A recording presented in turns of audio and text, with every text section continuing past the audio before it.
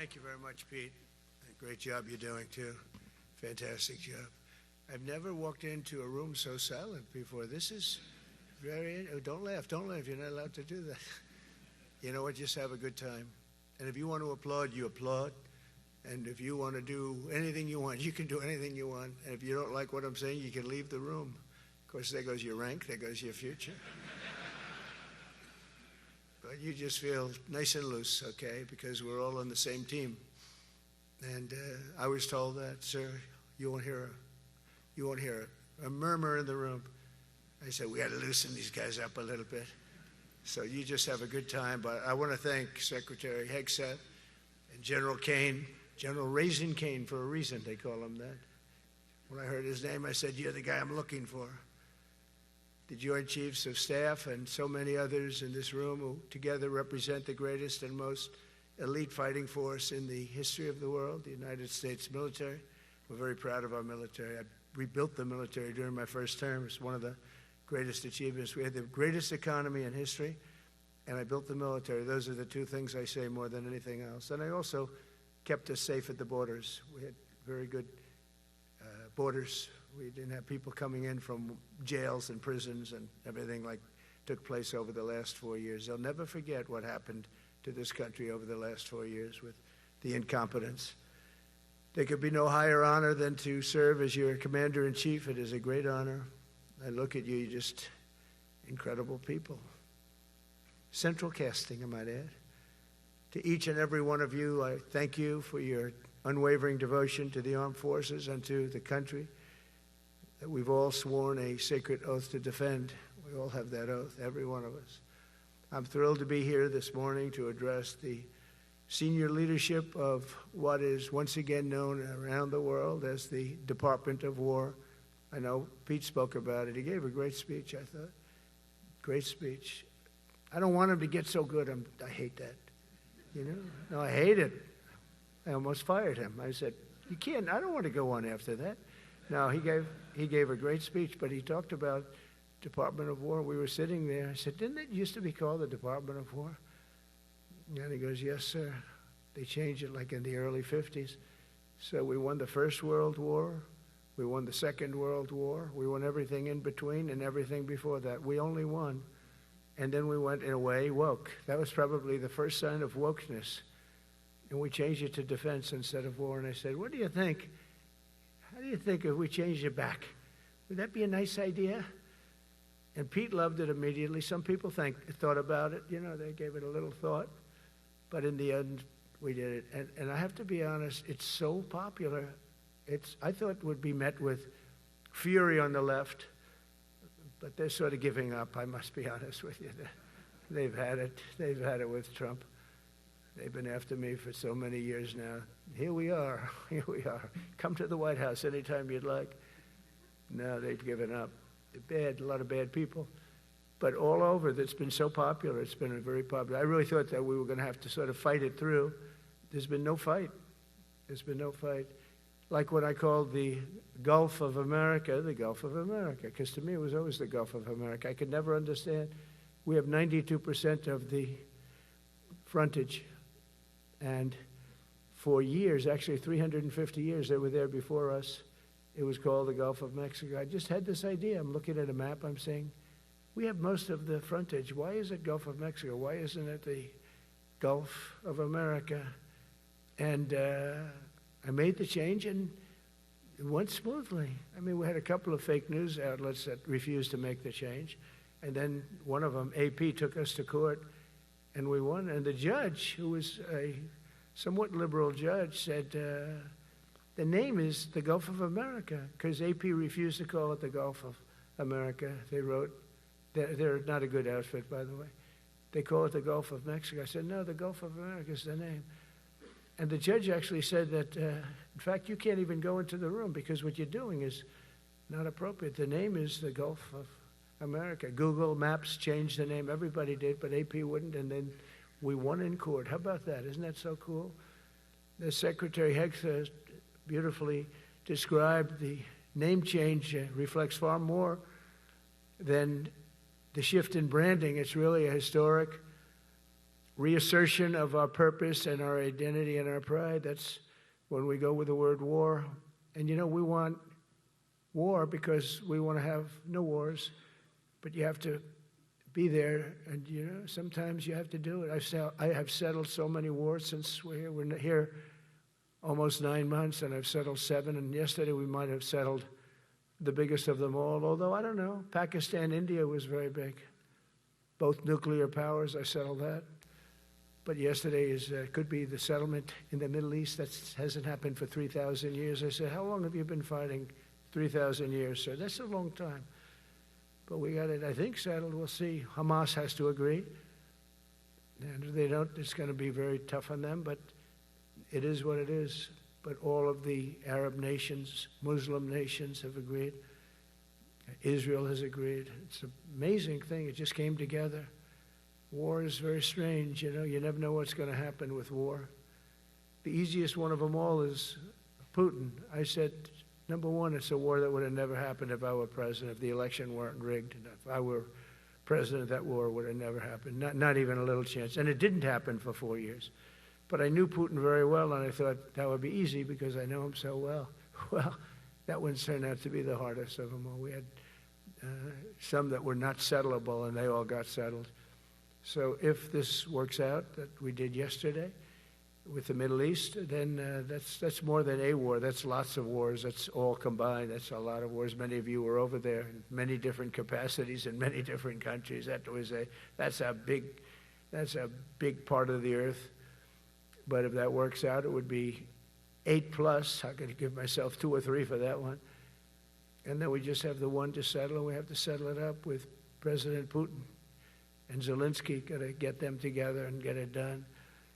But the only way we can do that is through strength. I mean, if we were weak, they wouldn't even take my phone call. But we have extreme strength. We had the horror show in Afghanistan, which is really the reason I think that Putin went in. He saw that horror show by Biden and his team of incompetent people.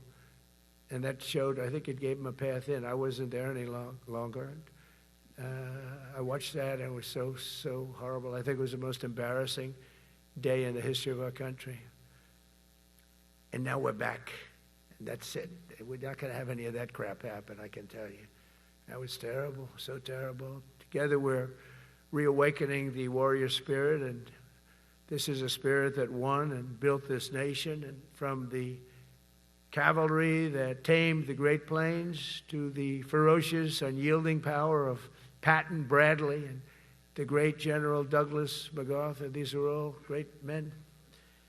In this effort, we're a team, and so my message to you is very simple. I am with you, I support you, and as president, I have your backs 100%. You'll never see me even waver a little bit. It's the way it is. And that includes our great police officers and firemen and all of these people that are doing so well. Together over the next few years, we're going to make our military stronger, tougher, faster, fiercer, and more powerful than it has ever been before. I rebuilt our nuclear, as you probably know, but we'll upgrade that also and just hope we never have to use it. We have to hope we never have to use it, because the power of that is so incredible. I see things, I don't think they'd show it to you. I really wouldn't want them to show it to you. But when you see the result of what's left, you never want to use that. Never, never, ever. We were a little bit threatened by Russia recently, and I sent a submarine, nuclear submarine, the most lethal weapon ever made. Number one, you can't detect it. There's no way. We're 25 years ahead of Russia and China in submarines. Russia's actually second in submarines. China's third, but they're coming up. They're coming up. They're way lower in nuclear too, but in 5 years they'll be equal. They're coming up. And you don't have to be that good with nuclear. You could have 1/20th what you have now and still do the damage that would be, that'd be so horrendous. But I announced that, based on his mention of nuclear, and it was really a stupid person that works for him mentioned the word nuclear, I moved a submarine or two, I won't say about the two, over to the coast of Russia, just to be careful, because we can't let people throw around that word. I call it the N-word.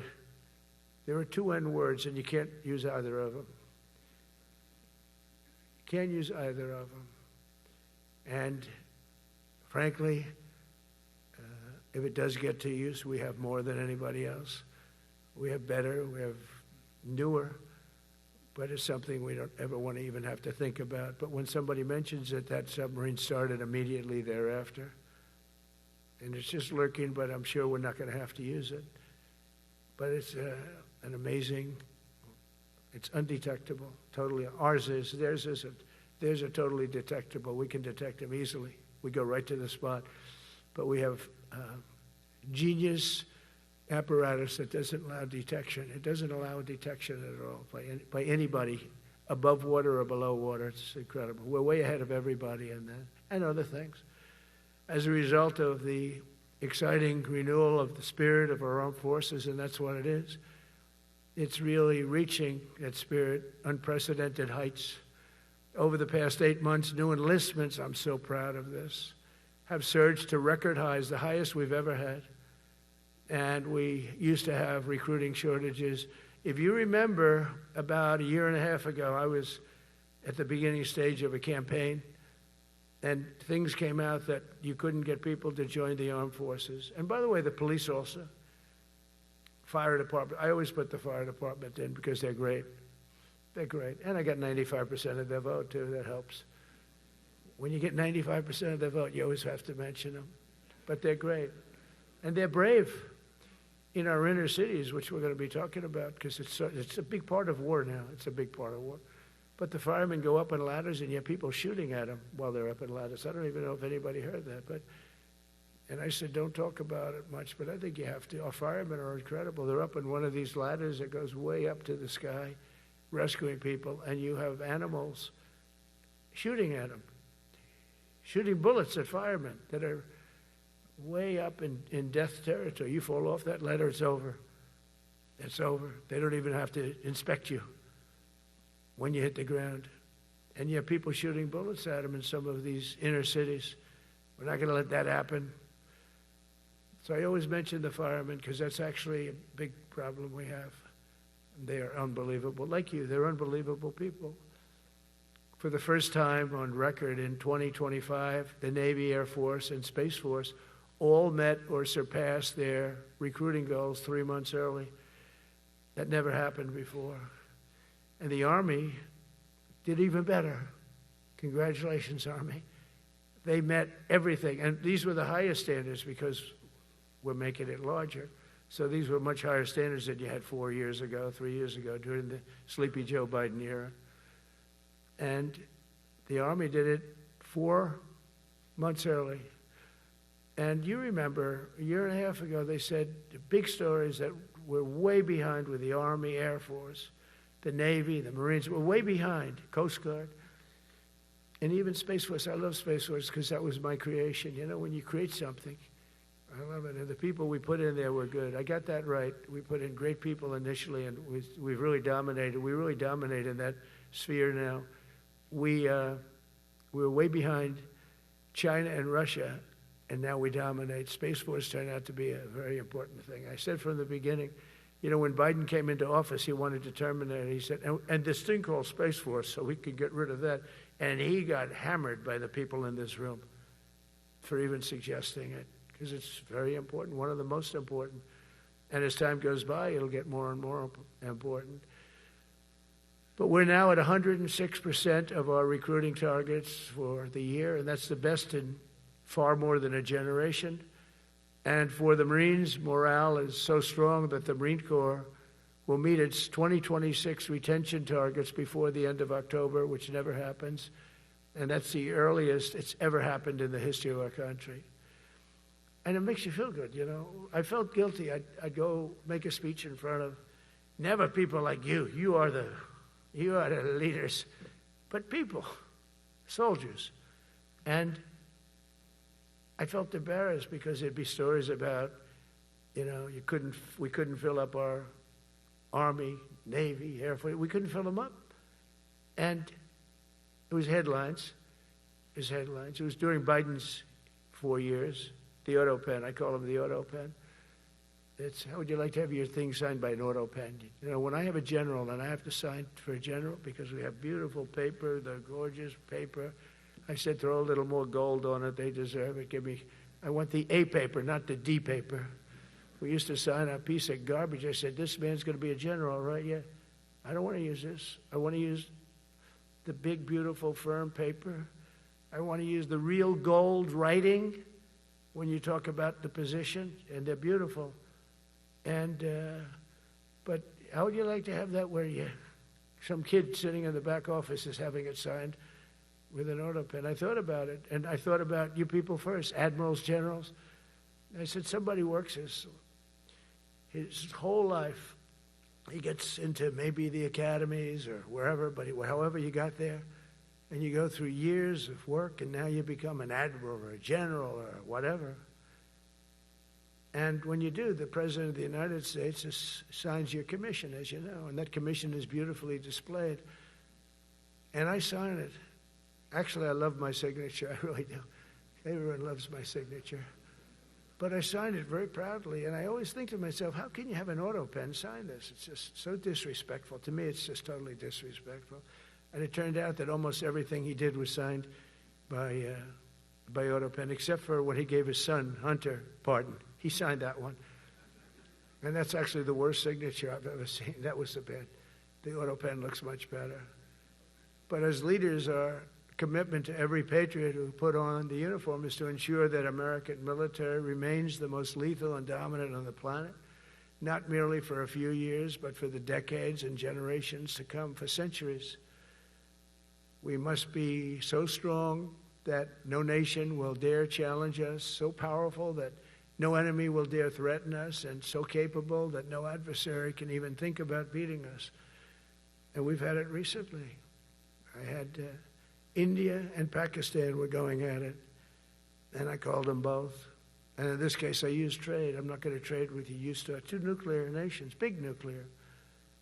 And no, you cannot do that. I said, yes, I can. You go into this freaking war that I'm hearing about. Actually, they just shot down 7 planes. 7 planes, it was starting. There's a lot of bad blood. And I said, you do this, there's not going to be any trade. And I stopped the war. It was raging for 4 days, but that was just the beginning. And we stopped it. It was a great thing. And the Prime Minister of Pakistan was here, along with the Field Marshal, who's a very important guy in Pakistan. And he was here 3 days ago. And I didn't even realize it as beautiful as he said it, but he said that to a group of people that were with us, 2 generals, but a group, he said, this man saved millions of lives because he saved the war from going on, and that war was going to get very bad, very, very bad. President Trump saved millions and millions of lives. That was a bad war. And I was very honored. I loved the way he said it. Susie Wiles was there. She said that was the most beautiful thing. But we saved a lot of them. Saved a lot of them. Even in Africa, we saved the Congo with Rwanda. They've been fighting for 31 years, 10 million people dead. I got that one done. And very proud of it. So if this works out, we'll have 8 in 8 months. That's pretty good. Nobody's ever done that. Will you get the Nobel Prize? Absolutely not. They'll give it to some guy that didn't do a damn thing. They'll give it to a guy that wrote a book about the mind of Donald Trump and what it took to solve the wars. And he'll get the Nobel Prize will go to a writer. No, but let's see what happens. But it's be a big insult to our country. I will tell you that. I don't want it. I want the country to get it. But it should get it because there's never been anything like it. Think of it. So if this happens, I think it will. I don't say that lightly because I know more about deals than anybody. This is what my whole life was based on. And they can change, and this can certainly change. But we have just about everybody. We have one signature that we need, and that signature will pay in hell if they don't sign. I hope they sign for their own good and we create something really great. But to have done 8 of them is just like such an honor. And then we have Putin and Zelensky. The easiest one of them all. I said, that one I'll get done. I thought that was going to be first. The others were much harder, some of them. Azerbaijan this was going on for 36 years. They said, it's not solvable, sir. Don't do it. I said, I will do it. I will do it. And I got on the phone with the 2 countries. They were great. They were great. I knew immediately. I knew as soon as I started talking to them, we're going to solve that war. We did. Now they're so happy. Now they're friends. One said he's been president for 32 years, 22 years. He said, for 22 years, I did nothing but kill his people. They were in the room together at the Oval Office. And they started off spread like this. I have the beautiful Resolute desk. And one was here, and one was here. You couldn't get further away. That's the furthest I've ever seen 2 people in front of me. And as the hour went by, they got closer, closer, closer. And at the end of the hour, we had it done. And they hugged and hugged and hugged. And I said, that's so nice, and you're going to remain friends. And I spoke to them, one of them the other day. He said, no, he's now my friend. But for 22 years, he's been the head of Azerbaijan for 22 years. And the other guy, great guy too, 7. And you know that war, that was a war that was not solvable. He said for 7 years. The other one said for 22 years. All I did was kill his people. That's all I've done. I said, well, we're going to put a stop to that. So we solved that. So it's a great thing. It's a great feeling. You're saving Kosovo and Serbia. You're saving so many lives doing this if you can do it. But our people deserve nothing less than the very best, and we're never going to let them down. And if we can solve wars instead of you having to fight wars, wouldn't that be wonderful, right? Wouldn't that be wonderful? That's why one of the first executive orders I signed upon taking office was to restore the principle of merit. That's the most important word, other than the word tariff. I love tariffs. Most beautiful word. But I'm not allowed to say that anymore. I said tariff is my favorite word.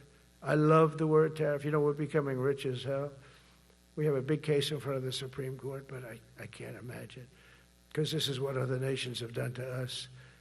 And we have, great legal grounds and all, but you still have a case. It would be very bad if something happened. But I said, my favorite word in the English dictionary is the word tariff. And people thought that was strange. And the fake news came over and they really hit me hard on it. They said, what about love? What about religion? What about God? What about wife, family? I got killed when I said tariff is my favorite word. So I changed it. It's now my 5th favorite word.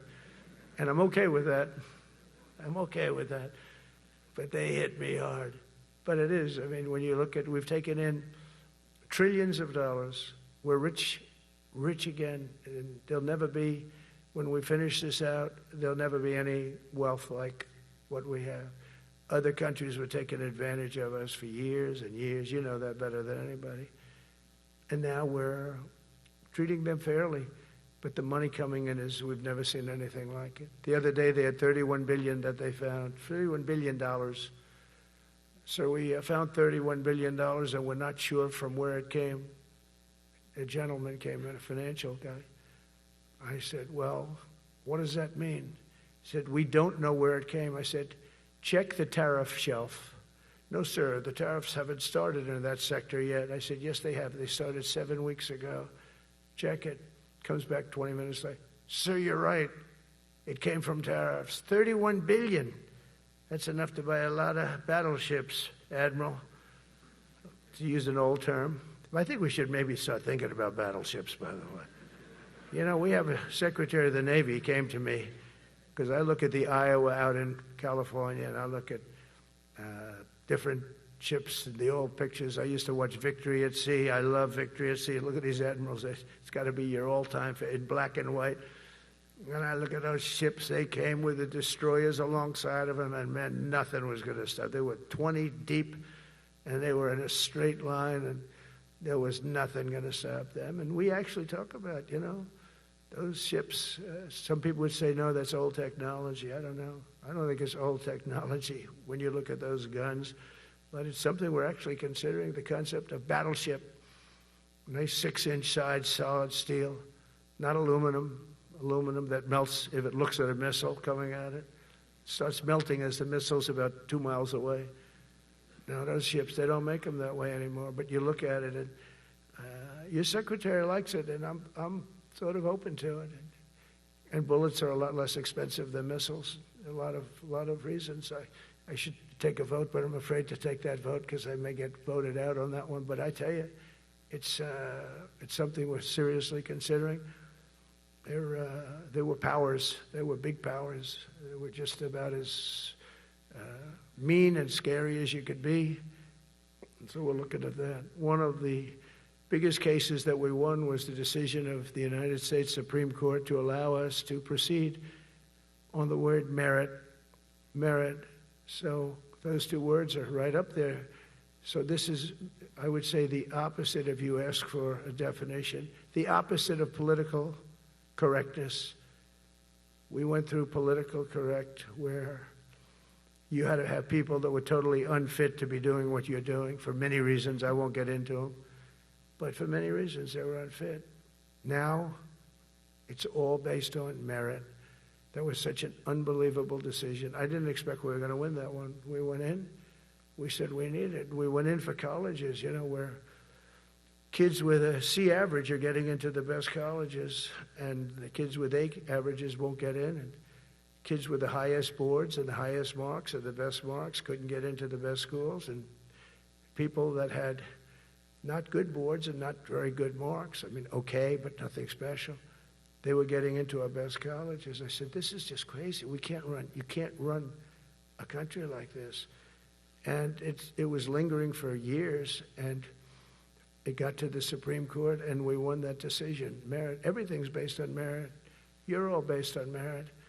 We're not going to have somebody taking your place for political reasons because they are politically correct, and you're not.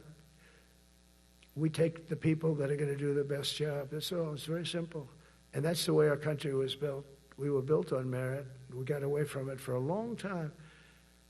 And everyone understands it. And it was done. It was approved. I give great credit to the Supreme Court because I thought they had tremendous courage. I didn't think they'd do that. That was tremendous. I give them maybe for that decision almost more than anything because it's a hard decision to make. It's really hard. The apparatus of our country was not set up for merit. It was set up for political correctness. And you can never be great if you're going to do that. And we're going to be greater than we ever were before.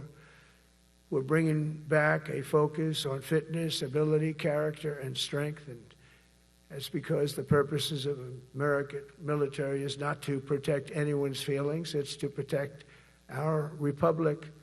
And it's the republic that we dearly love. It's to protect our country.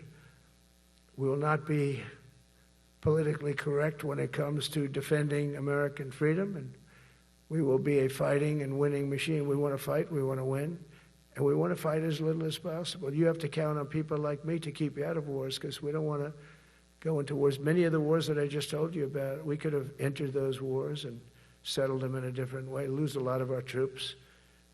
And we could have settled them, I guess, differently. Maybe not, actually.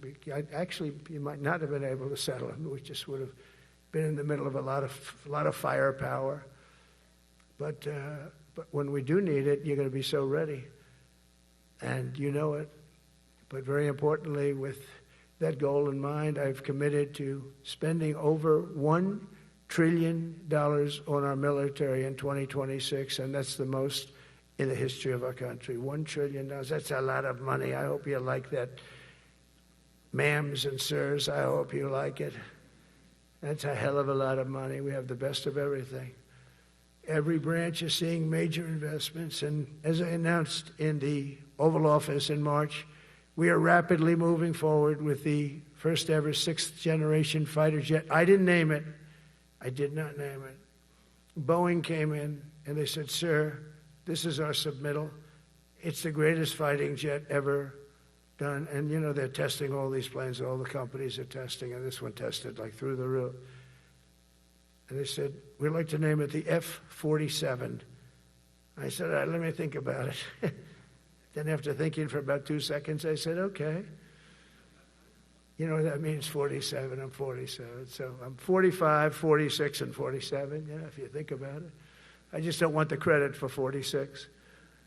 I don't want to have their open borders and people coming in from all over the world, including jails and mental institutes. I don't want that on my record, but I like having it. We're investing tens of billions of dollars in modernizing our nuclear deterrence capabilities like never before. And we've begun construction on what we call the Golden Dome missile defense shield. It'll be the most sophisticated in the world. You watched it do well until they had some problems at the end with a little bit of a lack of ammunition, defensive ammunition, but they've got that taken care of. But I tell you, it's what we're doing is so good, and we deserve it. You know, we help other countries with it. We don't have it ourselves. And Canada called me a couple of weeks ago. They want to be part of it. To which I said, well, why don't you just join our country? You become 51, become the 51st state, and you get it for free. So I don't know if that made a big impact, but it does make a lot of sense. It actually makes, because they're having a hard time up there in Canada now, because as you know, with tariffs, everyone's coming into our country. We have more investment than we've ever had before, $17 trillion coming in. As an example, in 4 years, Biden didn't have $1 trillion. We have $17 trillion more than that in 8 months coming in. And they're coming in from Canada, Mexico, from Europe, from all over. AI, auto plants. Everybody's coming back to the United States. Under my budget, we will be expanding the U.S. Navy by at least 19 ships next year, including submarines, destroyers, assault ships, and more. And it's going to be much more than that as we go along, because we basically don't build ships anymore. We do build submarines, but we don't build ships. Do you know in the Second World War, they were freighters and different types, but we were doing a ship a day, and now we don't do ships.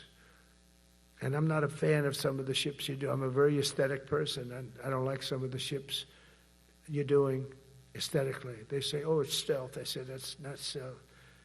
An ugly ship is not necessary in order to say you're stealth. By the way, the B-2 bombers were incredible. That is stealth. They went into that. I was with General Kane and Pete were in we call it the war room, but we're watching them go in, and they were totally untouched. They were not seen. They were literally not seen. They dropped their bombs. They hit every single one of them, hit its target. It was total obliteration. CNN, when we came back, fake news CNN, oh, their camera just went off. You know, their camera, every time I mention they turn the camera off because it's never good. They say, this is a problem. But I don't blame them. You're better off keeping it off. But they have some scammer reporter who started saying, without any knowledge, that he may not have hit the targets as well as they thought. It may not have been obliteration. He did hit the targets, and they got to give us a little credit, right? It was obliteration, it turned out. The Atomic Energy Commission said it was obliteration. Not only did they hit the target, they had these chutes. And think of this here. Way up in the sky, there was no moon. It was dead dark. You couldn't see a thing. You couldn't see them. But they had, I guess, a beam going right into these chutes. Every single one of those bombs went right down those chutes into a granite mountain. I think it's the last time they're going to build air chutes. They had these air chutes that were nice, beautiful. They were meant for us. But it was total obliteration. And now they give us credit for that. But these people were phenomenal. I tell you, for the Air Force people here, you can be very proud. That B-2, we just ordered a lot of new ones and updated ones, but I'd take the other ones. Let me tell you, they couldn't have worked any better. So they flew for 37 hours total, back and forth, no stops, no nothing. We had 52 tankers loading them up. And that's a job I wouldn't necessarily want too much, flying a tanker, loaded up with hundreds of thousands of gallons of fuel. I don't know if I'd do that job. I asked the question, what happens if it gets hit? Sir, you don't want to know about that, right? I don't want to know about that. But those guys, they just hear us. They're incredible. I had them all to the Oval Office. We had the B-2 pilots and a lot of the people, even the people that took care of them, the maintenance people, just as important. We had them all to the White House, gave them a big party on the lawn, brought some of them into the Oval Office. But on top of all this, we'll deliver a hard-earned pay raise of 3.8% to every soldier, sailor, airman, Coast Guardsman, Space Guardman, and Marine, something you weren't getting from the past administration. They did not treat you with respect. They're Democrats. They never do. Not only are we rebuilding our great strength, but for the first time in years, my administration is actually using that strength to defend the core and vital interests of America. And very simply, we are putting America first. And I have since I've been elected. I've always put America first. It's sort of simple, you know, when you think. My campaign was run on common sense, and we did great. We got the highest numbers ever received in terms of districts. You know, they have it broken up, 2,500 versus 525. We won every swing state. We won the popular vote. We won everything. We won everything. You have to take a look at the map. It's almost entirely red, except there's a little blue line on each coast, and I think that's going to disappear too. We did really great, and part of it is because of our success with the military, the rebuilding of the military, the vote that I got from the military, and they're vicious people, you know, that we have to fight, just like you have to fight vicious people.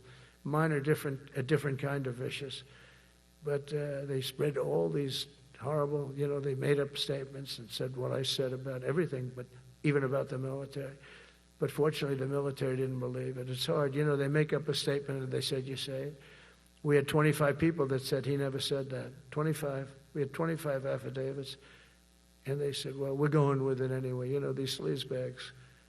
And it's why the press is really losing all power, because people aren't believing it. We need an honest press. We need borders. We need borders, we need an honest press, we need fair elections. I mean, those three things. And we don't have an honest press. We have a really corrupt press, but we fight through the corrupt press. And the people understand you have to do this stuff a lot. You have to go on television a lot because you can't get a fair shake if you're going to rely on somebody else. They don't understand. They've destroyed the image of media now is at the lowest point it's ever been. It's lower than Congress. Can you believe that? It's something. But together with many of you in the room, we've brought back the fundamental principle that defending the homeland is the military's first and most important priority. That's what it is. Only in recent decades did politicians somehow come to believe that our job is to police the far reaches of Kenya and Somalia while America is under invasion from within. We're under invasion from within. No different than a foreign enemy, but more difficult in many ways because they don't wear uniforms. At least when they're wearing a uniform, you can take them out. These people don't have uniforms. But we are under invasion from within. We're stopping it very quickly. After spending trillions of dollars defending the borders of foreign countries, with your help, we're defending the borders of our country from now on. We're not going to let this happen. Biden let people come in from prisons, mental institutions, drug dealers, murderers. You know, we had 11,488 murderers allowed into our country by this guy who had no clue. He had no clue. He shouldn't have been there in the first place, but he had no clue. The people that ran the office, the White House, were people that surrounded him, radical left lunatics that are brilliant people, but dumb as hell when it came to policy and common sense. And they allowed people from all over the world, from the Congo. They opened up prisons in the Congo. They came into our country totally unmatched, unvetted, unchecked. And from all over, South America, not just South America. You know, you think South America, no, but from all over. A lot came in from Venezuela. Venezuela emptied its prison population into our country. That's why they have Tren de Aragua, one of the worst gangs ever. But we took care of them. We took good, strong care of them. And I just want to thank the National Guard in Washington, D.C. It was It's embarrassing to say this. Now I can say it because we solved it. But Washington, D.C. was the most unsafe, most dangerous city in the United States of America. And to a large extent, beyond. And beyond that. You go to Afghanistan, they didn't have anything like that. You go to countries that you would think there's problems, they didn't have that. And now Washington, D.C., after 12 days of serious, serious intensity, we took out 1,700 career criminals. If you have 5 career criminals, they can make your numbers look very bad because they'll commit many crimes a day. But we took out 1,700, and they took them out. There was no doubt who the boss was. They did an unbelievable job. Then they started even cleaning. I said, I don't want them doing that, sir. They were cleaning it up. I drove through it 2 days ago. It was beautiful. People are walking down the street holding hands, man and wife, coming from Iowa. They're not worried about being shot. Washington, D.C. is now a safe city.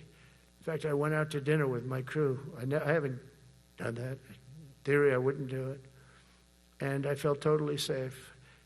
And nobody's been attacked. Nobody's been hurt. Washington, D.C. went from our most unsafe city to just about our safest city in a period of a month. We had it under control in 12 days, but give us another 15, 16 days. It's perfect. And people other than politicians that look bad, they think, the Democrats run most of the cities that are in bad shape. We have many cities in great shape too, by the way. I want you to know that. But it seems that the ones that are run by the radical left Democrats, what they've done to San Francisco, Chicago, New York, Los Angeles, they're very unsafe places. And we're going to straighten them out one by one. And this is going to be a major part for some of the people in this room. That's a war too. It's a war from within. Controlling the physical territory of our border is essential to national security. We can't let these people in. We had no people enter in the last 4 months. 0.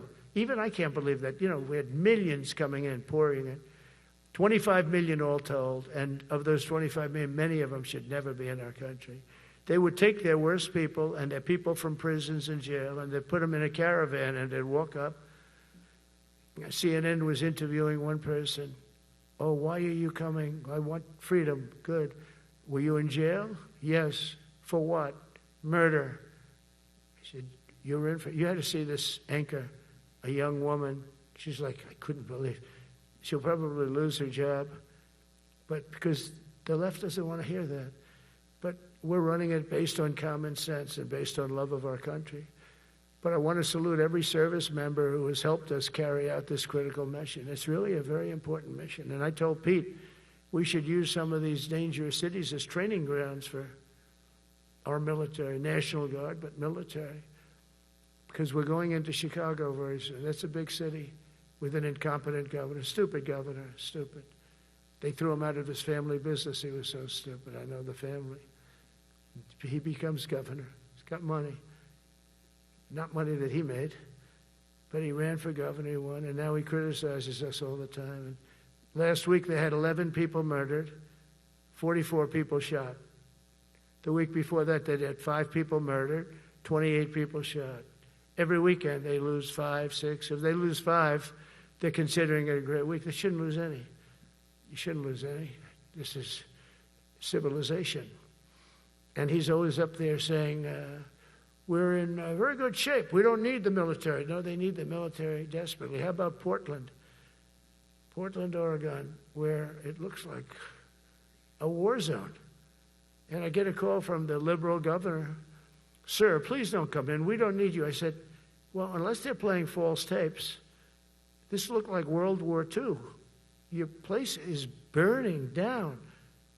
I mean, you must be kidding. Sir, we have it under control. I said, you don't have it under control, Governor, but I'll check it, and I'll call you back. I called her back. I said, this place is a nightmare.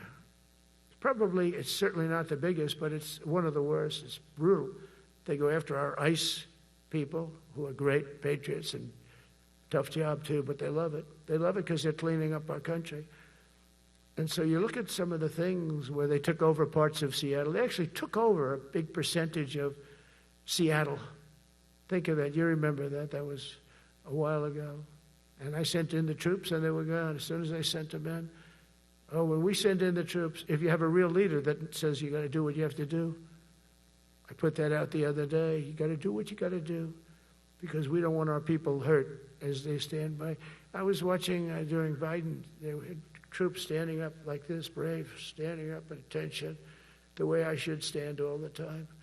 And I'm like this, and people are standing, and their mouth is this far away from their mouth, and they're spitting at them, and they're screaming at them. And that soldier standing there, he wants to knock the hell out of the person, but he's not allowed to do anything. So they just stand there, and they get abused. And a woman was this far away from his face, and she starts spitting in his face, and he's not allowed to do anything. If it's okay with you, generals and admirals, I've taken that off. I say, they spit, we hit. Is that okay? I think so.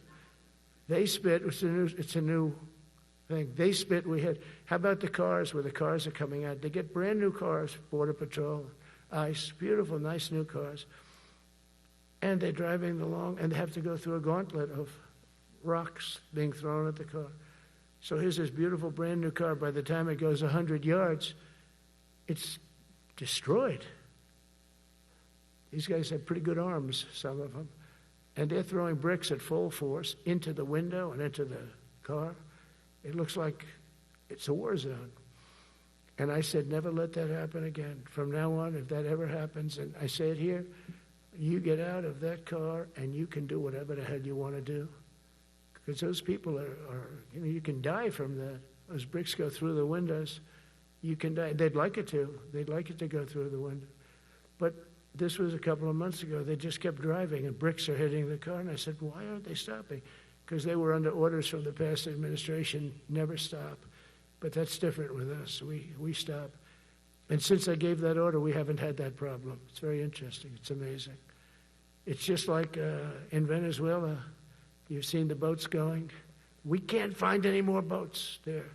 They're carrying drugs, massive. Every boat kills about 25,000 people. That's what they have. They had fentanyl mostly and a lot of other drugs. And we take them out, and we've taken out 4. So, and it's on air. Everybody gets to see it. Not that we like to do that, but every boat kills 25,000 on average. 20. Some people say more. You know, you see these boats, they're stacked up with bags of white powder. That's mostly fentanyl and other drugs too. And now we have a problem. General Kane says, sir, there are no boats out there. Not even fishing boats. They don't want to go fishing. I don't blame them. There'll be no fishing today. You know. But it's amazing what strength will do, because all we want to do is stop drugs from flowing into our country. It's destroying. We lost 300,000 people died last year. Everybody knows friends, many friends probably, that you lost a child, or adults too, but you lost a son or daughter because of what's coming into our border. And we're making it very hard. Oh, and we haven't even started yet. Last month I signed an executive order to provide training for quick reaction force that can help quell civil disturbances. And this is going to be a big thing for the people in this room, because it's the enemy from within, and we have to handle it before it gets out of control. It won't get out of control. Once you're involved at all, they all joke. They say, oh, this is not good. You saw it in Washington. We had gangs of Tren de Arag with 10, 12, 15 kids, and these military guys walk up to them, and they treat them with disrespect, and they just got pounded. They just got pounded. The gang just pounded, then thrown into paddy wagons and taken back to their country. Some are so dangerous we don't want to even do that, because we don't want to. Some of stone cold murderers, we don't have the confidence. Even though they're not coming back very easily, we don't have the confidence. We put them in jails.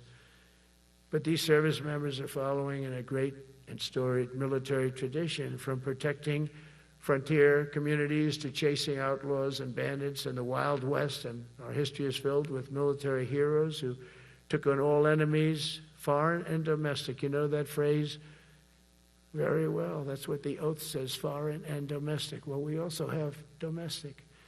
George Washington, Abraham Lincoln, Grover Cleveland, George Bush, and others all used the armed forces to keep domestic order and peace.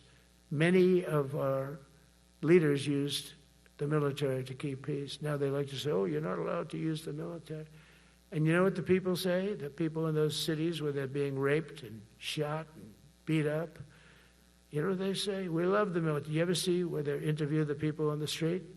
I've never seen somebody say they don't, unless they're radical and paid off, because a lot of these insurrectionists are paid by, whether it's Soros or other people, but they're paid by the radical left. So today I want to thank every service member from general to private who has bravely helped us secure the nation's capital and make America safe for the American people. It's amazing. The whole world is watching. Everybody in the White House, they come up to me, young women, sir, thank you. I know immediately what they're thanking. They don't have to say it. They walk to work now to the White House. We haven't had a crime in Washington in so long because we got the careers. We call them the careers. We got these lunatics out, and they'll never be any good. You know, I hate to tell this to the liberal media. You could spend time with them. You could do whatever you want. You could send them to the finer schools, which they couldn't get into anyway, mentally. They couldn't get in, but no matter what you do, they'll never be good. They're bad. They're career criminals. I don't know, maybe they were born that way. Some people don't like me to say that, but maybe they were. Certainly some were. Together with the leaders here today, we're also restoring a needed focus on defeating threats in the Western Hemisphere. Throughout this region, cartel terrorists have been allowed to wage a relentless campaign of death and destruction on our country, all because we had weak leadership on top. And we did a great job with it first term, but this is something else what we're doing now. We're taking it to the next level, probably next level times 3. But we had COVID come up, and we had to take care of that. We did a great job with COVID. We had the therapeutics, it's just Regeneron, so many things we did for COVID. But we had to focus on that, and every other country in the world was being decimated by COVID. So we had to change gear a little bit to take care of that. But under our leadership, the military is now the knife's edge in combating this sinister enemy. We have to put the traffickers and cartels on notice, and we've done that. And we put them, a lot of them, we've called them a terrorist organization, which is actually a big thing to do. Nobody's done it, but I've done it with a lot of them. It gives you a tremendous advantage. If you try to poison our people, we will blow you out of existence, because that's the only language they really understand. That's why you don't see any more boats on the ocean. You don't see any boats. Around Venezuela, there's nothing. As president, I will never hesitate to defend our people from threats of violence, from the horrible plague that's taking place from within. The Iran nuclear power, the Iran, all of the great power that we thought existed, we blew it out to kingdom. We took advantage of it, and we just really took advantage of it, and it was a beautiful thing to see, and that's what military power can achieve. That's why I chose Raising Cane. He's fantastic, by the way. I hope you all agree. If anybody disagrees, could I please have your hand? Who disappears that Raising Cane is no good? Just raise your hand. I don't see any hands raised. All right. That means you're okay. That means that he's okay now, but I saw his results. You know, he took out ISIS. I was told it was going to take 4 years. It took 4 weeks. I went to see him, and he took him out in 4 weeks, knocked him out, knocked him to hell. And I was told by military people it was going to take 4 to 5 years to do it. And I don't even know if we'll have it then, sir. These were the Washington generals. I call them the television generals. But Raising Cane did it in 4 weeks, took out 100% of the ISIS caliphate. As a result of these actions and many others since my inauguration, we're witnessing the triumphant return of peace through strength. We have great peace through strength. America is respected again as a country. We were not respected with Biden.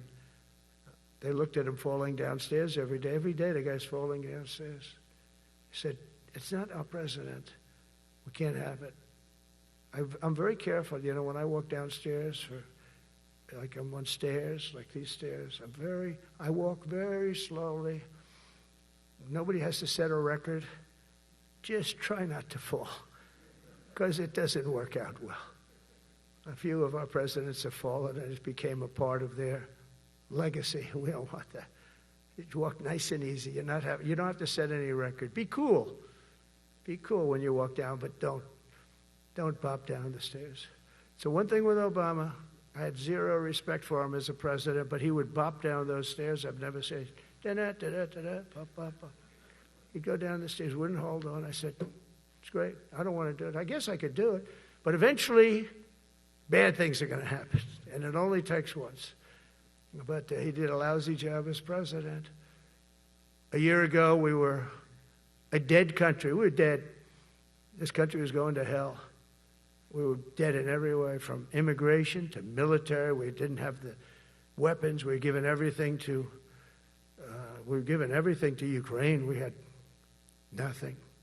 And by the way, I have to tell you, now, as you know, I went over and I met with NATO, and NATO raised from 2 to 5, which everyone said 5% of GDP. Millions and now trillions of dollars are pouring in. They didn't pay the 2% because they know we were there to pay it. And now they paid the 5%. That's trillions of dollars. And we're not spending any money on that war, not 10 cents.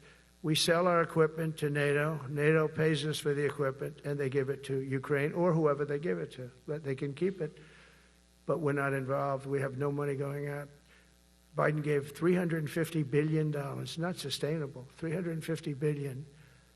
And we have a war that should have never started.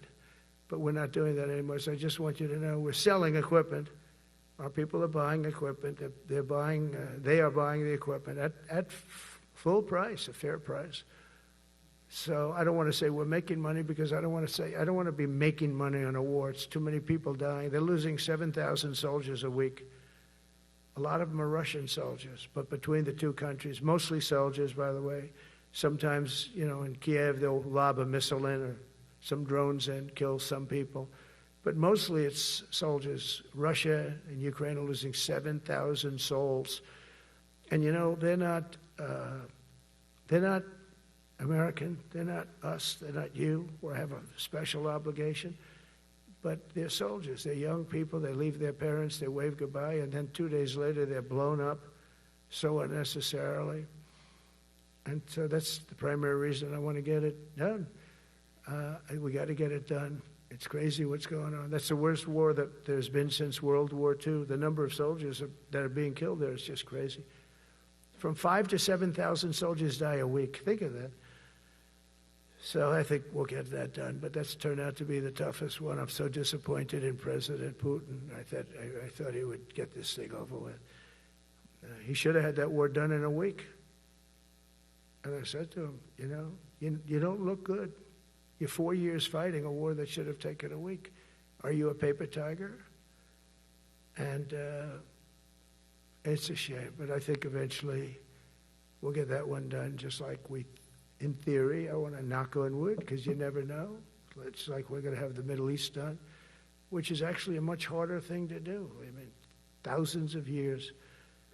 But we have to get that war done. So now just think of it, we're a dead country. I was with the King of Saudi Arabia, a great guy. I was with the Emir of Qatar.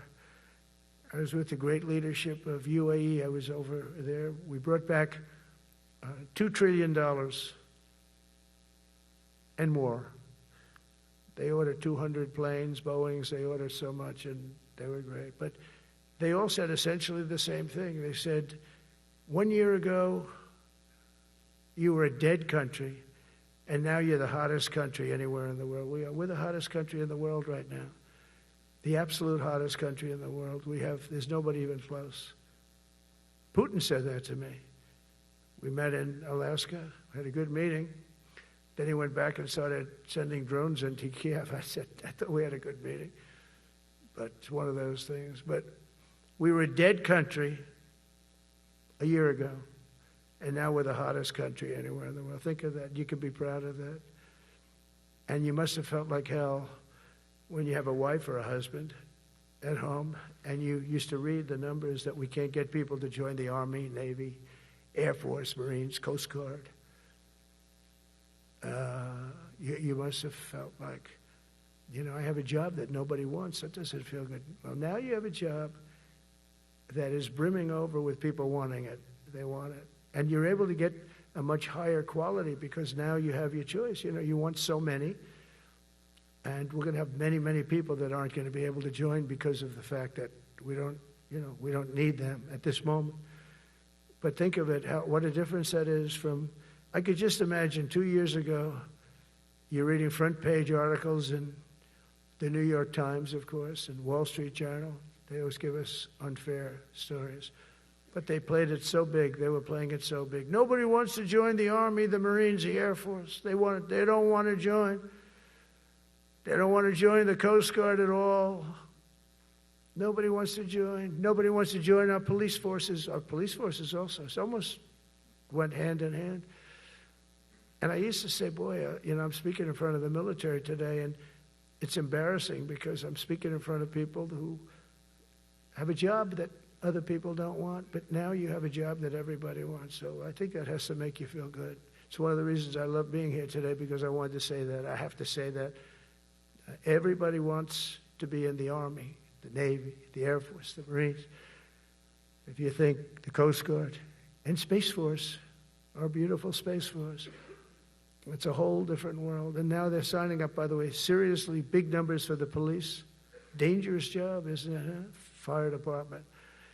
But that's the paving the way for progress once thought almost impossible. I mean, a year ago, you wouldn't have thought that was possible. A year ago, they were talking about making the military smaller because they can't get the people to join. We're thinking about making it larger because we have so many people. And it's nice to be able to cut people because of merit that aren't really qualified for any reason, a physical reason, a mental reason.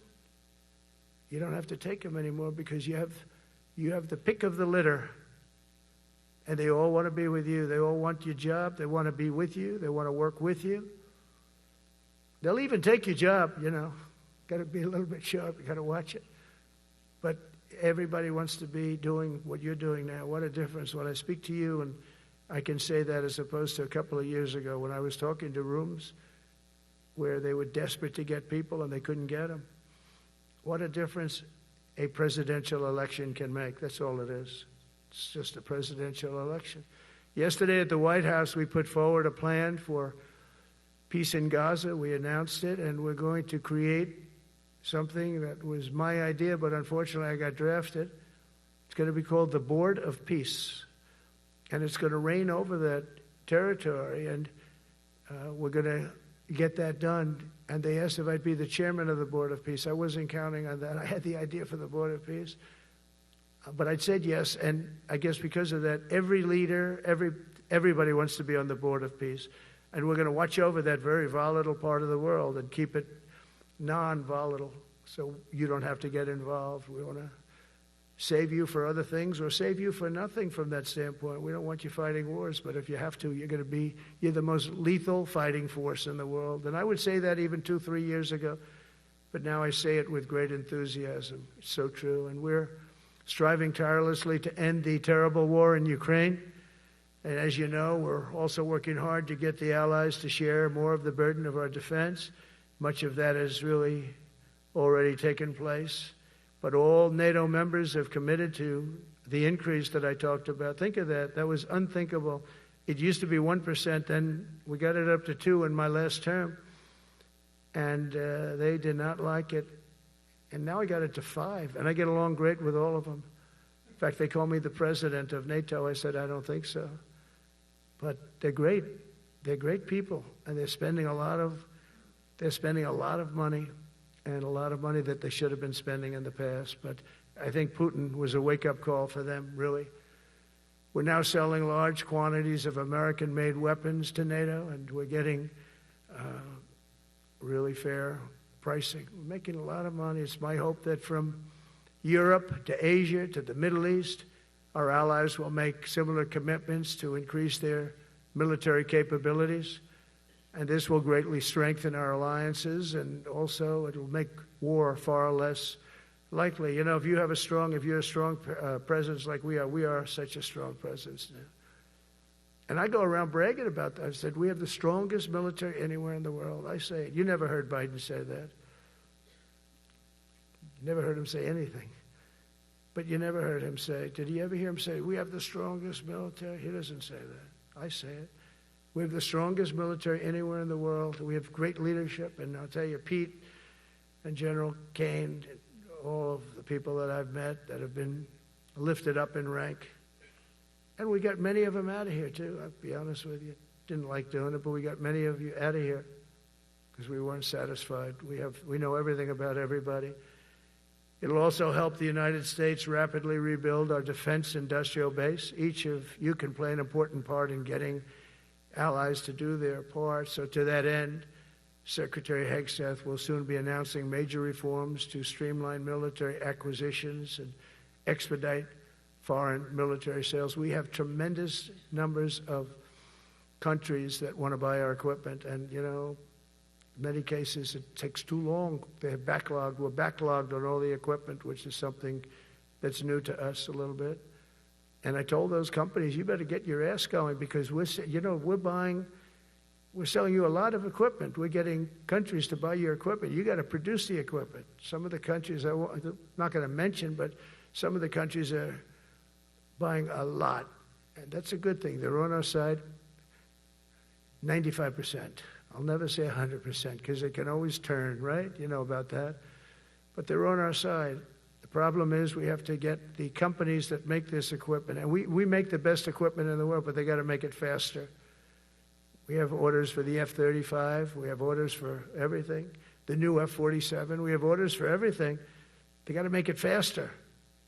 A lot faster. Ammunition they have to make faster.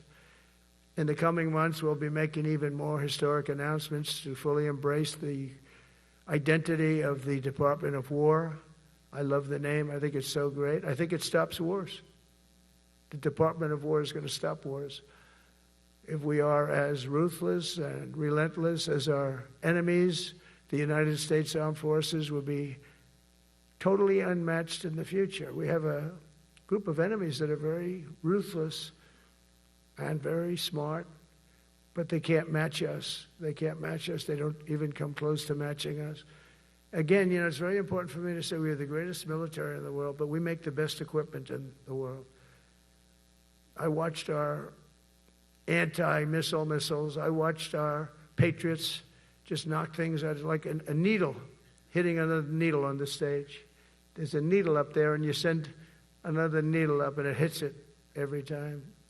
During the war, we went 14 for 14. We had 14, this is with Iran, we had 14 missiles coming at us. All 14 were knocked out of the sky, every one of them.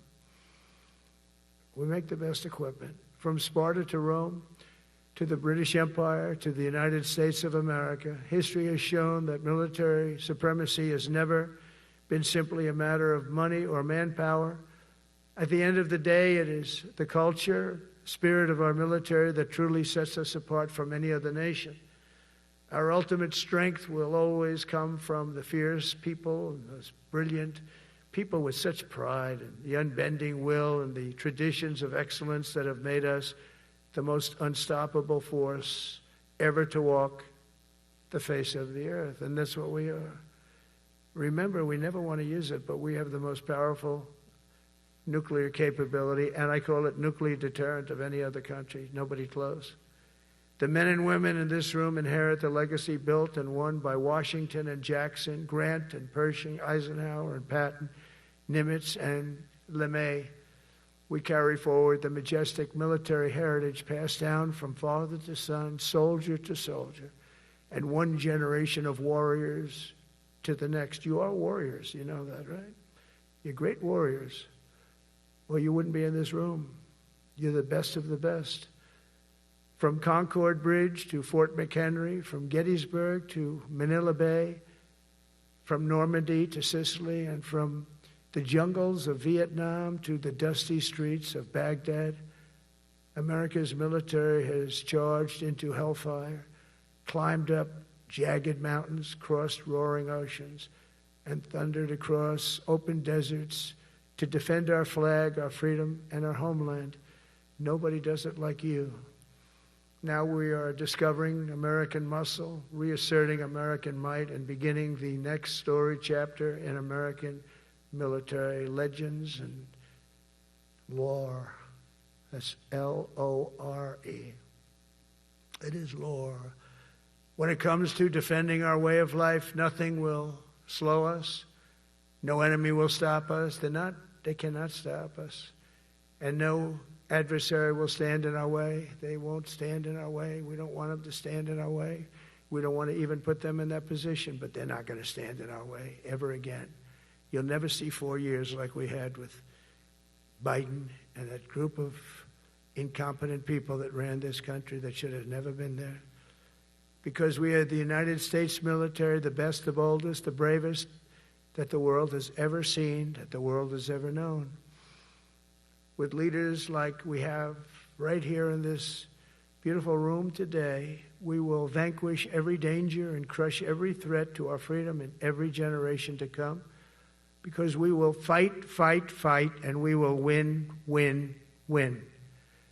I want to just thank you once again, and God bless the United States military, and God bless America. God bless you all. Thank you very much. Thank you.